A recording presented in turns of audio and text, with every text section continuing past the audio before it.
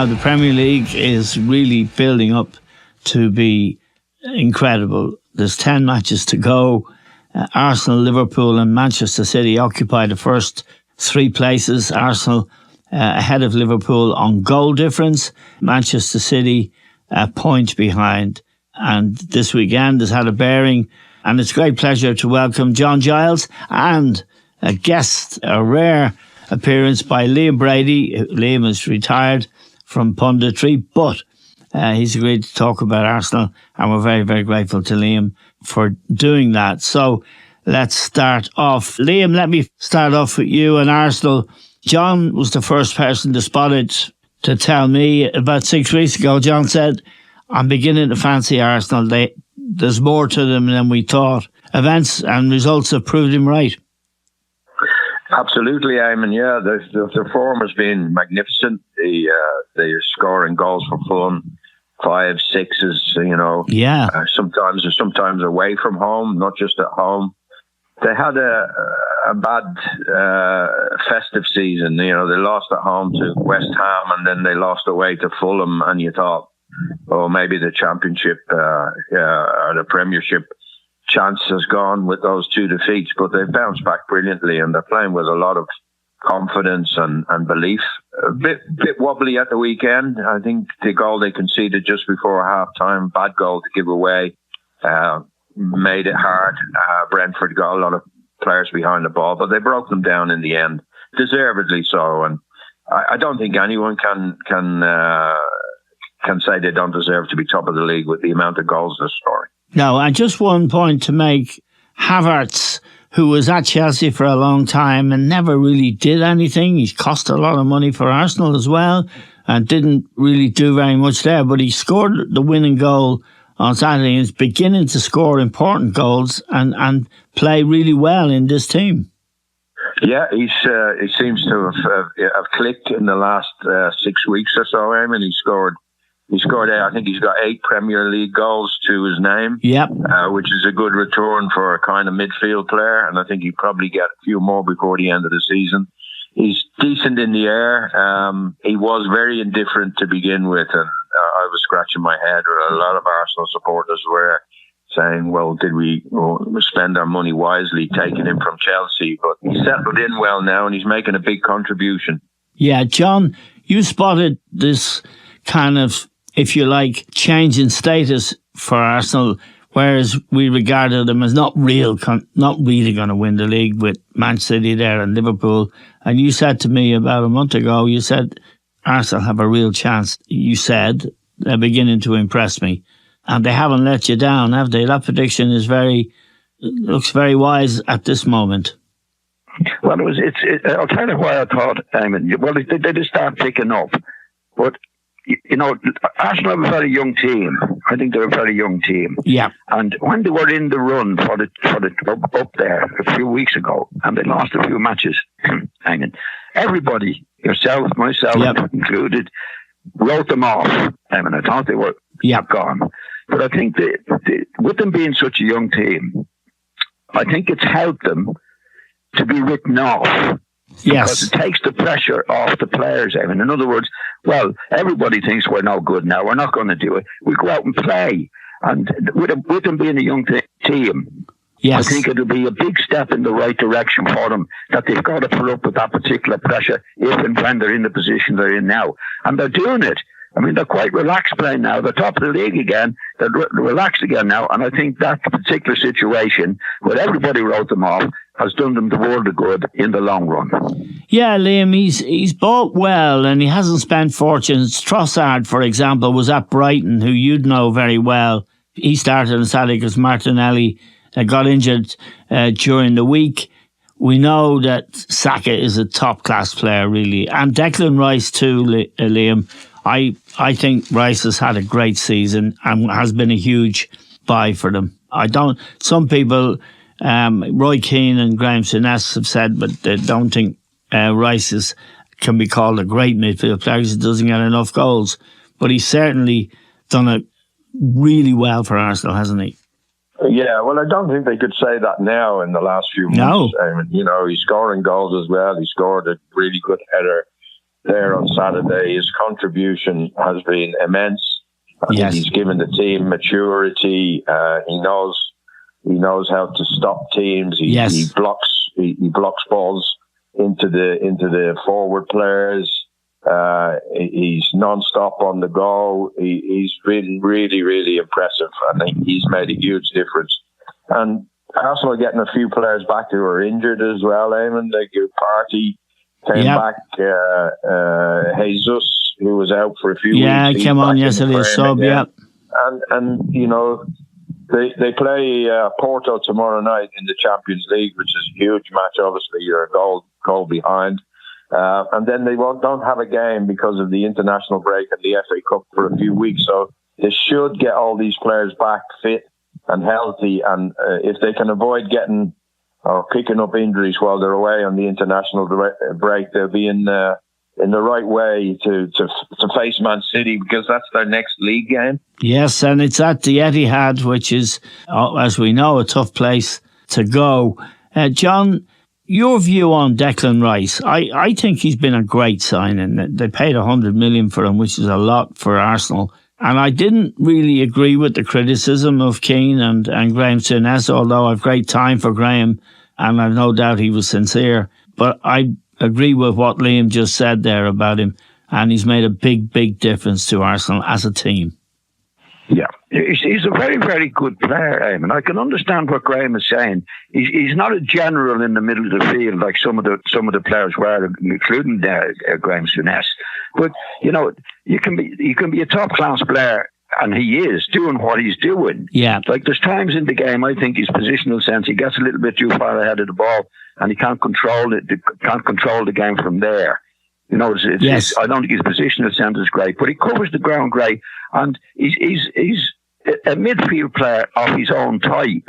Yes. You know, I think Graham would be talking a lot about what he did because he was a general in the middle of the field. Yeah. I don't see Rice as a general in the middle of the field, but there are different types of midfield players. He reads the game, as Liam was saying there, he reads the game really well, John, and he does break up a lot of attacks. He sees passes and intercepts them. In that respect, he's in the game for 90 minutes, really. Yeah, there's different types of midfield players. I'm sorry, I'm repeating myself now. I mean, Graham was a player that got on the ball, produced things and scheme, you know, hit passes from the middle of the field. I don't see Rice does it now and again, but his main asset and his main contribution or attribution is covering the ground, getting ahead. He really covers the ground really well, and he's a good passer of the ball as well. But he won't, in my opinion, dictate the play in the way that some of the midfield players like Graham Souness did himself. Yeah. But I think Graham has been a little bit harsh there because I think he was more or less talking about himself, what he did, rather than what Rice is doing in his way. You know, there's usually in say 3 midfield players, Eamon. Like they're not all the same. You know, you get one in the middle of the field, one on the left-hand side, one on the right side, and they're all good players. And I see right. I think he's been a big signing for them. I think he does a lot of good work. I don't think he's a general in the middle of the field like Graham Souness was, but he doesn't have to be to contribute in the way that he is. Liam, this thing about Ramsdale, the goalkeeper, and in and out of the side, he was at fault, I think, for a goal, for Brentford's goal. What's going on there? Well, they got Raya on loan from Brentford, and that was the reason Ramsdale was playing yesterday. Right. But they've agreed a fee with Brentford. He's going to sign at the end of the season for the start of next season. It'll be an Arsenal player now. And Ramsdale's lost his place to him. But you can see what Arteta doesn't trust about Ramsdale. He seems to be a hyper kind of goalkeeper, you know. I do, yeah. He doesn't relax his defence. I think he puts his defence on edge. Yeah. And you know, I suppose if I could compare, I played with Pat Jennings, who was very calm. Dino Zoff, very calm. Ray Clemens, great goalkeeper, very calm. Seaman, just nice and calm, and that actually helps the defence. I think Ramsdale unnerves the Arsenal defence a good bit, and the goal he was at fault for. But he made 2 brilliant saves. That's what he is good at, Eamon. He's a great shot stopper. He made 2 brilliant saves. One from Ivan Toney, who hit one first time on the volley, and it was going in the top corner, and Ramsdale made a brilliant save. He's a good lad, but he needs to calm down a bit, you know. Right. And I can see why Arteta prefers Raya. I don't think Raya is a world class goalkeeper either, by the way. No. So that's the reason that I believe that Raya's got the number 1 spot. Right now, Eamon, can I just say something on that? I would agree with Liam, but the way he's been treated, Ramsdale, and I don't mean this that the manager's gone out of his way, but like for somebody else to come in and take his place, and as Liam says, he is that type of goalkeeper. It certainly hasn't done him any good. No, of course not. Put him under pressure, now. You know, it must be very, very difficult for him to come on every after 8 games, 10 games, or whatever it might be. And to be fair to the lad, I mean, he made a dreadful mistake, but he was brilliant in the second half. Yeah. I mean, for his own sake, I say he's got to get out of Arsenal. He's got to get away. You can't come in once every 10 matches or whatever it looks like that it's going to be. I think the lad is better getting on the transfer list and going and getting somewhere else. It's very difficult for him. Now, John, Liverpool, Manchester City yesterday, I thought it was a great match. I thought it was an epic match. And I thought City were lucky to get out of town because Liverpool missed a lot of chances. When I said that to you, you said you didn't think it was a great game. So tell me why it wasn't. I think it was a great spectacle, Eamon. But as far as the game was concerned, I thought there was an awful lot of mistakes from both sides.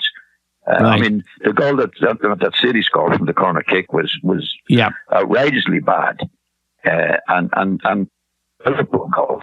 I mean, the pass back to the goal. Yeah. I thought there was too many mistakes in it. It was very exciting because there was goals in it, and they were hitting the crossbar and hitting the woodwork. But I think for the actual game and the way it was played, I think there was an awful lot of mistakes in it, and I didn't quite enjoy. For a Liverpool supporter or a City supporter, I can understand it because it was exciting in that way. As a neutral, I didn't think it was a good game of football. It was an exciting game of football, but mostly because both teams didn't play as well as they can play. Right. Liam, your view on that, I'll give you mine on before you talk. I thought Liverpool were superb, and I thought Diaz could easily have had a hat-trick. Szoboszlai missed a sitter with a header in the first half. I thought Liverpool played the game at their tempo, and when you consider all the players they had out missing, I thought Manchester City were very lucky to get out of town, and I thought I was on the edge of my sofa for 90-something minutes. What did you think? Well, I mean, there was a lot of mistakes because both teams were playing at a really high intensity. Yes. You know, John is right. There were passes going astray and things like that you wouldn't expect from both sides. Look at Haaland. He had a poor game, Eamon, didn't he? You know, he couldn't hardly control the ball. But you'd have to say, well, Van Dijk did a great job on him, you know. It was a very exciting match. I thoroughly enjoyed it. Thoroughly enjoyed it. And I did think Liverpool, despite giving a really bad goal away, that was a set piece. You don't often see a goal like that, do you? Hardly ever see a goal like that. You know, a tap in at the near post from John Stones. But Liverpool reacted very well and came on strong. And I thought, Diaz probably epitomised their performance. He was all over the place. He was beating Manchester City defenders, but he couldn't finish. And maybe that's what the point that John's making. They didn't quite finish the game off when they had their chances. Yeah, it's. I think they were, John, I'd say to you that I get what you're saying, all right. You're right about the goal, of course. But I think on the other side of the goal, from the City's point of view, they had worked on it on the training ground. It worked a treat, and fair play to them. But Liverpool, I thought, with the players missing, don't forget Salah didn't start. that's another. That's sorry, that's a different issue. I mean, they did very, very well with the players. I'm talking about yesterday's match. I'm not talking about what Liverpool have done. But Liverpool have done very, very well with the injuries they've had in recent times. But the game itself was, I know, it was an exciting game. Yes. But I thought there was too many mistakes, especially for the 2 goals. I mean, the Liverpool goal that they conceded. I mean, I've never seen a goal conceded near post like that. No. To be left open in the way that it was. That's all. I thought there were 2. As a neutral, I'm totally neutral in the match. I mean, I don't care if Manchester City or Liverpool. I thought there was a lot of excitement in it, but a lot of the excitement was caused because there was quite a bit of poor play to lead up to the chances that were created. I'm going to ask you both. Let me go to you, Liam. A big result yesterday. Spurs went to Aston Villa and hammered them. They beat them 4-1, and it's a huge match in the context of the top 4. And Spurs, I think, are a team play good football. We like the coach. I know you do, and John does very much indeed. It's a big result for Spurs and a bad result for Villa, isn't it? Yeah, I thought Villa were terrible, Eamon. It was actually 4-0. It wasn't 4-1. They didn't score. But it was a really poor performance from Aston Villa. They were trying to pass the ball out from the goalkeeper. Yeah. I just don't get it with some teams.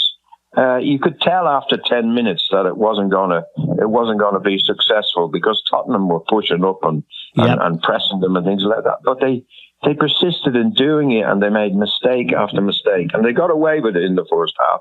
But the second half, they didn't get away with it. The Spurs, that is definitely the race for 4th place between those 2 clubs. I don't see anybody making up the ground to come into it, Eamon, like Manchester United. Manchester United are a long way behind. I don't see it happening. So it was a real important game, and Spurs come out on top because they're a very good team. Like Maddison's very good, Song's very good. Yes. Some of the new signings they've got, and I agree with you about Postecoglou. He's just a down to earth guy. He never makes excuses and things like that. He never talks. He talks the language we all understand. I think he's a really good manager, and I think Tottenham will finish on the evidence of yesterday. I think Tottenham will get that 4th spot. Yeah, John, I know you have a huge regard for him, the way he conducts himself, Postecoglou, and the way his team plays. Real quality, never panic. There's a composure about him that seems to have transferred itself to the players, and they're not frightened of anything. No, he's obviously a good manager, Eamon, in that he's got the players on his side. You know what I mean? Yeah. They obviously believe in his beliefs, which is to get out there, get on the ball, and encourage them from the back, Eamon. Because a lot of defenders, as we know over the years, are a bit scared to get on the ball. They don't really want to, in case they lose it. I think he's obviously said to him, I'll take responsibility. You just do it. And they're doing it. But I must say, I thought Villa looked very, very tired yesterday, Eamon. Yes. Yeah. I thought it looked very, because, they've been playing a lot of matches, they've been playing in Europe and that. Yeah. And I thought they looked worn out, to be quite honest. And Spurs certainly took advantage of that. Spurs were brilliant yesterday. Yes, and, it's worth pointing out for our listeners something that I didn't know until yesterday, that it could be the top 5 who go into the Champions League from England, because if City win the Champions League, they automatically go in, and 4 others. So there's quite a lot to play for there. I don't think United are too far back, I think. Excuse me, Eamon, is that a new rule? I don't know if it's a new rule. Liam is usually the person who has... It's a new format. It's a new format next year, John. Yeah. Oh, yeah. Oh, is it? Oh, yeah. Right. More teams in it, John. And that means more matches, John. So the players will be tireder than they ever were before. Yeah. That's the big idea. I think it's a format, Eamon, that's trying to combat the threat of a European Super League, Yes, of course. They're trying to please the bigger clubs and keep everybody happy by getting more of them in, so... Yeah, it won't work. Yeah, that's it. It won't work. Going on to Man United, Eamon, I watched some of that match. And Everton were very unlucky. Yeah, they had a lot of chances that they missed. And Manchester United stumbled to the victory, really. Yes. I heard your conversation with, I listened into your podcast as well, Eamon, and I heard your conversation with John about United's problems last week, and they really do. I agree with what you're both saying. It seems to be in a real confused state, the club. Yeah, John and I have talked about it. It's obviously, if you watch the games, there's a few guys not trying, including the captain, Fernandes, who got the penalty. I think that's the first goal against Everton. But Everton, John, I don't know if you saw the match, did you, John? I did. I mean, you did. I saw it, yeah. Everton were very unlucky, as Liam said. They could have got 2 or 3, 4 goals. And they really, really looked actually a better team than United. They got 2 penalties, the same lad. Yeah. It went down with the penalties. Yeah, Tarkowski. I just read something. Yeah, I just read something yesterday, which I find hard to believe at time with Manchester United. And this is about the manager, Ten Hag. He says, somebody must have been asking him about the match. And he said, he argued his tactical plan, Fernandes and Scott McTominay. McTominay, yeah. As false nines allowed Rashford and Garnacho to exploit pace on the flanks. That worked. I see. Now, can you understand that? Can you understand that? I can understand what it would look like. He talks gobbledygook most weeks, John, to be quite honest. I don't know what he's on about. He's arguing that his actual tactical move of putting McTominay on Fernandes lines. What's a false 9? And they're midfield players. I mean, like when you read something like that, it really, it doesn't worry you, but you'd understand what the hell's going on. And he's the manager, he's the coach and the manager, He's a certainty to get the sack, I would say. Suggest to both of you lads. Just before, we've 2 more things to do, John. Leeds United won, and they're in the automatic promotion place. Last time I looked in the Championship, that is, the first 2 automatically go into the Premier League, and they are just behind, 3 points behind Leicester and a point in front of Ipswich. Yeah. So you must be happy, John. Well, it's a great run, Eamon. Daniel Farke. Yes, he got Norwich promoted twice. Yeah, he's done it great. I think he's 2 or 3 points behind Leicester. A few weeks ago, Eamon, I think he was 15 or 16 points behind Leicester. Leicester were ahead of everybody. So he's had a great run. He had a difficult match with Sheffield Wednesday, which is a local, and it's always very difficult with the Sheffield teams. I watched the match and they won well again. Yeah, they won 2-0 and they won well again. So it's in a very, very strong position if they can obviously keep it going now. Yeah, it's pressure in that league to get at the really big money. Now, Liam, just before you go, it was great to have you back on the podcast, but I know that you're involved in a fundraiser for a very good cause. It's for an AstroTurf pitch for Holy Child Boys National School in Larkhill Road in Whitehall. There's a GoFundMe page set up for those who'd like to donate. To find out more and make a donation, visit www.holychildbns.ie. Liam, tell us about this, because it's a great thing for kids to have, particularly with all the rain we get these days. Well, absolutely, Eamon, yeah. And it's, you know how sport is so important for kids. Yes. You get kids interested in sport. They'll keep that interest probably the rest of their lives, either playing it or watching it and so forth. And if you have an AstroTurf, which they don't have, the boys' school has a big playground there, and they're looking for the money to stick down an all-weather pitch that the kids can use, either to play Gaelic games or soccer. And I went to the school with when I was a kid with Tommy Drum, who was a great Gaelic player, wasn't he? Yeah. In the 70s. Yeah. And we're both trying to raise awareness